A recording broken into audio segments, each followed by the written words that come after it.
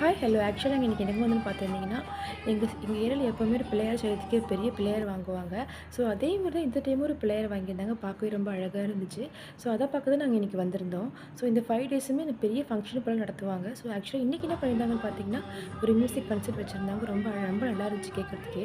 So ரீசெண்டாக தனுஷ் படத்தில் Rayan movie வந்துச்சு இல்லையா, அதில் வந்து ஏஆர் ரஹ்மான் சார் தான் பாட்டு பாடியிருப்பாங்க. ஸோ இவர் வாய்ஸும் ஆக்சுவலாக அதே மாதிரி தான் இருந்துச்சு. கேட்க ரொம்ப ஸ்வீட்டாக இருந்துச்சு.